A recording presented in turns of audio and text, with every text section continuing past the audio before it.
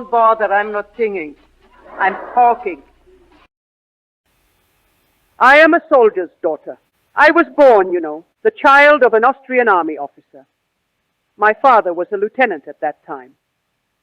My mother was raised, and I too, as is usual in the family of Austrian officers, in an Italian convent.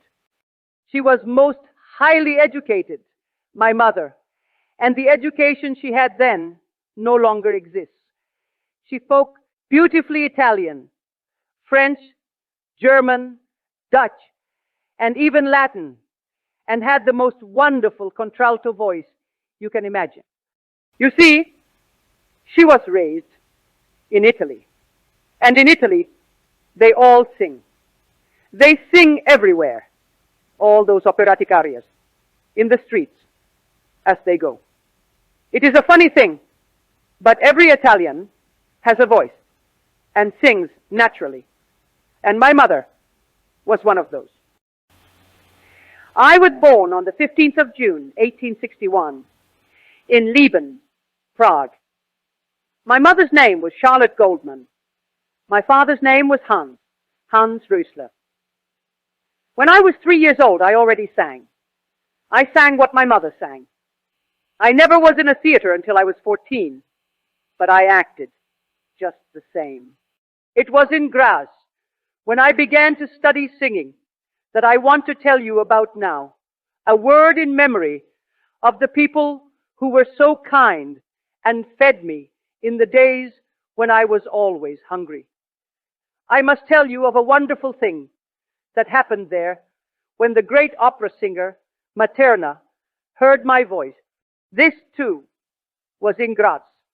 Wilhelm Kinzel was a famous composer of that time, and it was his beloved mother, Frau Nina Kinzel, whom I always called Tante Nina Kinzel, who took such a great interest in me.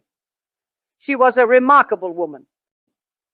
She held a sort of salon at that time and had celebrities from everywhere around her, playwrights, singers, sculptors, poets, philosophers. She always had the deepest interest in me, and I was often invited to her house.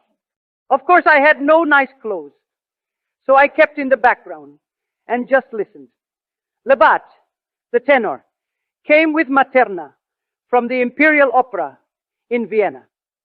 Materna was then one of the most famous German prima donna, and it was there in Graz that Tante Nina Kinzel had Materna hear my voice. Materna listened quietly and said, "Why, yes, it is beautiful, a really beautiful voice, but she is much too young for opera." I was only 15 at that time. Materna said, "What can you do with a child like this? It's no use. She's impossible. Short, homely, undernourished, poverty-stricken, no appearance, nothing. Oh, no, never." And so it was. I was homely. I made a poor appearance and had nothing then to say for myself. I was bashful. I always was. Although I suppose I'd have hard work to make anyone believe that now. So, in spite of the support from Tante Nina Kinzel, Materna was not interested in me at all. But Labat, the tenor, was much kinder. He said, "I will speak for her. I will speak for this child to our director." And then he asked me, "Do you think you can come to Vienna to sing for our director?" Of course, I said, yes, although I didn't have a penny for the journey. I thought and thought, and then came a bright idea. At that time, one of Tante Nina Kinzel's friends, Field Marshal Benedict, one of our greatest Austrian heroes, was in pension at Graz. Graz being the city of pensioners, you know. I beg of you to do me a favor. You can introduce me to Field Marshal Benedict. He was very rich through his wife. And as the child of an Austrian officer, I could perhaps get money for the journey to Vienna. So we were invited for dinner, and I will never forget that occasion as long as I live. Mother was there, of course, and Tante Nina Kienzel, and my teacher, Marietta von Leclerc, very excited.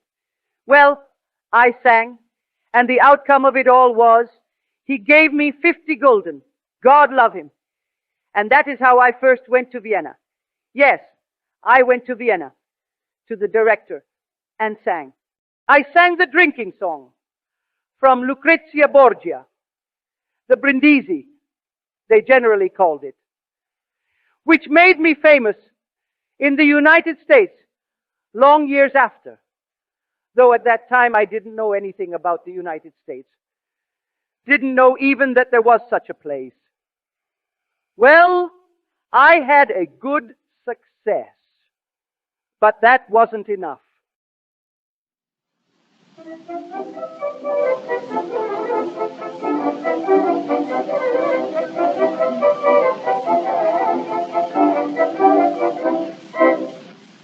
Steht eiserlich glücklich zu leben, will ich freundlich lernen, euch geben, aufgesonnen, euch einem verloren, auf euch Regen und Stürme verflohen.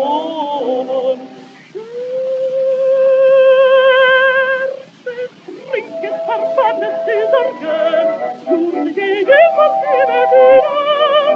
Schärfe, trinket, verbannet die Sorgen, nur die Gegenwart über wieder.